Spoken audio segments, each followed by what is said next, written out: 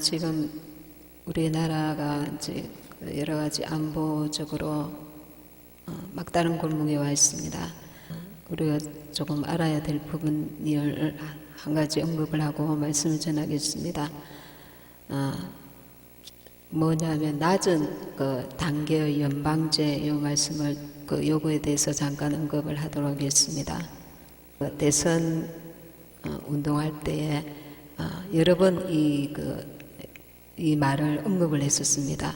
낮은 단계의 연방제 국가연합 이런 말을 사용했는데 결론적으로 말하면 이 말은 북한의 통일 방안입니다. 북한의 통일 방안. 우리나라 대한민국 헌법에 북한은 반국가 단체로 되어 있습니다. 합법적인 국가로 인정하지 않습니다.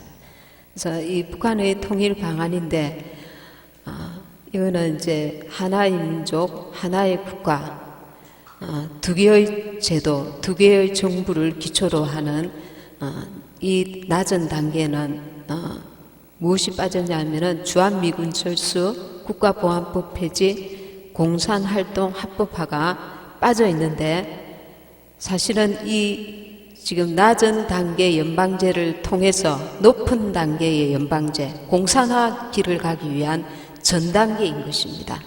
그래서 이것이 위험하고 이것은 바로 북한의 지금 공산화의 북한의 통일연방제와 같은 내용인 것입니다.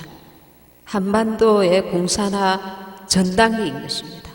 그래서 선거 때 하신 이 낮은 단계 연방제가 굉장히 우리 대한민국에 위험하고 공산화 길이라는 것을 우리가 알고 있어야 될 것입니다. 지금 우리나라가 지금 굉장히 위험한데 우리가 이제 이렇게 기도하고 또 이제 옳은 소리를 내어야 합니다. 옳은 소리를 내어야 합니다. 그럼에도 불구하고 우리가 이제 하나님을 의지하는 자로서 우리의 중심이 빼앗기지는 말아야 합니다. 나라를 위해서 기도하고 애쓰고 힘쓰되 우리의 영원한 본향이 천국이라는 이것을 또한 놓치지 말아야 합니다. 지금 하나님의 시간표가 어디인가 그것도 염두에 두어야 합니다. 어제 해외에서 전화가 한 군데 왔었는데 이분이 한국인인데 외국에서 사신 지 오래됐는데 그곳에는 나라 전체가 WCC에 다 가입됐다고 합니다. 나라 전체 교회 전체가. 그래서 1년에 한 번씩 이렇게 가톨릭 신부가 와가지고 같이 연합 예배를 드린다는 얘기를 들었습니다. 그런데 이분이 청년 때에 성가대 연습을 하기 전에 성가대 연습을 하는데 이제 크리스마스 성탄절 성가 연습을 하는데 모태신앙입니다. 그때까지 주님을 인격적으로 만나지 못했는데 그 중간에 나레이션 이제 찬양 중간에 이렇게 성경을 중간에 성경을 읽는 그 역할을 나레이션 역할을 자기가 했는데 성경을 이제 예수님의 그 십자가 그 사건을 이제 읽으려고 연습을 했기 때문에 읽으려고 하는데 글자가 하나도 안 보이고 예수님의 십자가 지신 게 환상으로 그 노트에 확 보이는 거예요. 이 청년한테 다른 사람에게 보이는 게 아니라 자기가 순서를 거기를 맡았는데 예수님의 십자가 지신 모습이 혼자 십자가를 지셨는데 한없이 외로워하시고 한없이 버림받은 그 모습을 자기가 온 마음으로 그걸 느끼겠다라는 거예요. 십자가를 지셨는데 예수님이 사람들에게 버림받은 그거를 처절하게 본인이 느끼게 하시더라는 거예요. 그 환상 가운데. 그래서 자기도 모르게 이 어린 마음에 막 엉엉 울고 연습을 할 수 없게 됐는데 그게 지금 WCC에 가입되어 있는 교회들로부터 버림받은 주님의 모습이라는 걸 느끼겠더라는 거예요. 그래서 우리가 나라가 위태하고 여러 가지 많은 위험 가운데도 어려운 가운데도 우리가 주님을 놓치지 말아야 하는 것입니다. 주님 안에서 기도하고 주님 안에서 주님의 인도를 받아서 이 애국 활동도 하고, 예를 들면 그런 생각을 해봅니다. 부모와 자식이 가서 휴가지에 놀러 갔습니다. 휴가지에 가서 이제 돌아올 시간이 되었습니다. 집으로. 그런데 이제 텐트를 걷으려고 합니다. 집을 정리를 하려고 합니다. 부모가. 그런데 아이가 보채입니다. 아빠, 조금만 더 놀다가 가. 아직 걷지 마세요. 아직 걷지 마세요. 조금만 더 놀다가, 아직 텐트 가만히 내버려둬. 더 놀고 싶어. 그러는 거예요. 하나님의 시간표가 어떻게 됐는지를 우리는 늘 염두에 두어야 될 것입니다. 인간의 관점에서 모든 것을 바라보지 말고 하나님의 관점에서 기도하면서 우리가 해야 될 최선을 다하는데, 그럼에도 불구하고 내 영혼이 그에 같이 휩쓸리지 않도록 내 영혼을 지켜가면서 하나님 앞에 내 영혼을 세워가면서 해야 될 줄 믿습니다. 21절에 에녹은 65세에 무드셀라를 낳았고 했습니다. 이 무드셀라 뜻이 심판이라는 뜻입니다. 하나님께서 이 무드셀라의 이름을 지어주셨는데 심판이라는 뜻입니다. 그래서 에녹은 심판이 있다는 것을 깨닫게 됩니다. 그래서 이 하나님과 그때부터 전적으로 동행하는 삶을 살게 됩니다.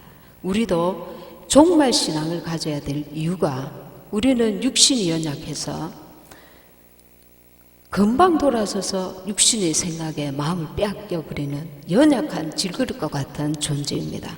그래서 항상 집으로 돌아가야지, 본향으로 돌아가야지, 나의 본향은 여기가 아니야, 여기는 장망성, 장차 망할 성이야, 이 종말 신앙을 끝까지 붙들어야 됩니다.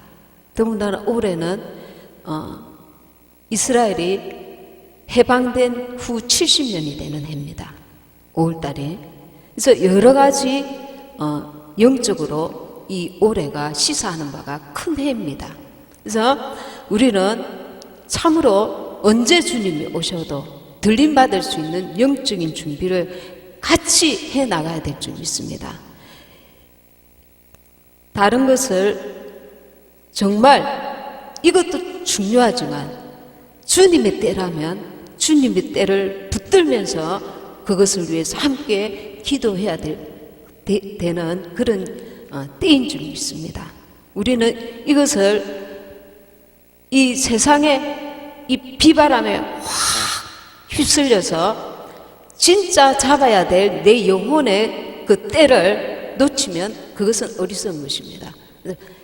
영혼을 붙들면서 이 세상에 하나님 앞에 구해야 될 것과 행해야 될 것을 분별하면서 같이 나가야 될 줄 믿습니다. 이거는 지금 마지막 때를 살아가는 우리에게 굉장히 중요한 일입니다. 하나님은 어떤 사람과 함께 하시는가? 요한복음 8장 29절에 보면 나를 보내신 이가 나와 함께 하시도다. 예수님이 하신 말씀입니다. 내가 항상 그의 기뻐하시는 일을 행함으로 나를 혼자 두지 아니하셨느니라. 하나님이 기뻐하시는 일을 행하는 자를 하나님이 함께 하시고 동행하신다는 겁니다. 로마서 14장 18절에 보면 그리스도를 섬기는 자는 하나님께 기뻐하심을 받으며, 그리스도를 어떻게 섬깁니까?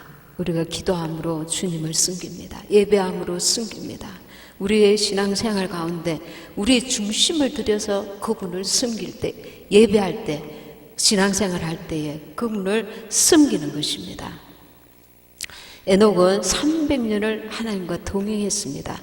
히브리서 11장 5절에 보면 믿음으로 에녹은 저는 옮기기 전에 하나님을 기쁘시게 하는 자라는 증거를 받았느니라. 하나님을 기쁘시게 하는 자라는 증거를 받았으므로 그는 옮겨짐, 들림을 받는 것입니다.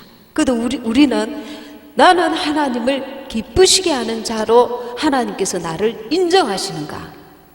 그 부분에서 우리는 문제를 해결해 나가야 될 줄 믿습니다. 나는 하나님을 기쁘시게 하는 자인가? 내가 하나님을 기뻐하는가? 내 삶 가운데 그분이 침투하고 전반에 걸쳐서 하나님을 인정하는가? 범사에 그분을 인정할 때에 그분이 주인이 되시고 나는 그분과 동행할 수가 있는 것입니다. 우리가 하나님의 말씀을 듣고 은혜를 받습니다. 근데 이제 시작인 것입니다. 그 말씀이 성경에 보면 의의 말씀을 경험하지 못한 자요, 이 말씀이 있습니다. 말씀은 경험을 해야 됩니다.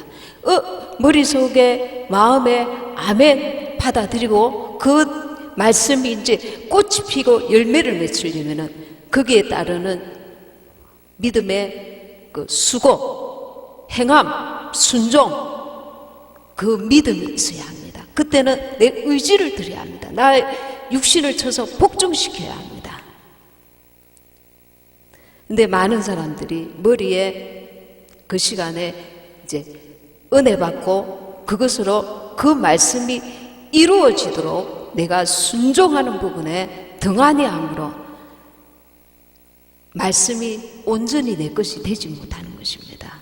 그 말씀이 내 것에 그래야 성장이 이제 이루어지는 것입니다. 의의 말씀을 내 삶에 경험을 해야 하는 것입니다. 말씀을 듣고 가시밭이 되어서 돌짝밭이 되어서 열매를 맺히지 못하면 더 이상 영적 성장이 온전히 진행이 되지 못하는 것입니다. 그래서 하나님을 기쁘시게 하는 자는 영혼이 계속해서 성장해 나가는 것입니다. 나를 쳐서 그 말씀이 내게 이루어지도록, 말씀이 삶이 되도록, 말씀을 경험하도록 나를 쳐서 말씀 앞에 복종시켜 나가는 것입니다. 이 부분에서 우리는 많이 실패를 합니다. 내 감정에 앞서서, 내 판단에 앞서서, 내 지혜가 앞서서, 내 의지가 많아서, 내 의지를 굴복시키지 않아서, 그리고 내 사사로운 의견이 많아서, 사사로운 의견, 하나님의 말씀이 아니라 성령의 인도가 아니라 육신의 의견이 많아서 이 의견을 하나님 앞에 완전히 굴복시켜 나가야 합니다. 그럼 내가 죽고 그리스도가 내 안에 사는 삶. 우리는 이 어려운 작업을 진행을 해야 됩니다. 진행. 여호수아서 1장 8절에서 9절에도 다 지켜 행하라. 너와 함께 하느니라. 지켜 행할 때에 하나님이 함께 하신다고 말씀하고 있습니다. 그리고 마태복음 28장 20절에 보면 내가 너희에게 분부한 모든 것을 가르쳐 지키게 하라. 볼지어다 내가 세상 끝날까지 항상 너희와 함께 있으리라 하시니라. 이렇게 말씀하고 있습니다. 내 영이 성장하는 것, 그것을 하나님이 기뻐하신다는 것입니다. 히브리서 11장 6절에 한번 말씀 한번 찾아보겠습니다. 히브리서 11장 6절 366페이지 히브리서 11장 6절 믿음이 없이는 기쁘시게 못하나니 하나님께 나아가는 자는 반드시 그가 계신 것과 또한 그가 자기를 찾는 자들에게 상 주시는 이심을 믿어야 할지니라. 우리가 믿음을 가져야 합니다. 그래야 하나님을 기쁘시게 해드릴 수 있습니다. 믿음을 가진다는 것은 육신으로 살지 않고 영으로 산다는 것입니다. 이 땅에 소망을 두면 육신으로 계속해서 살게 됩니다.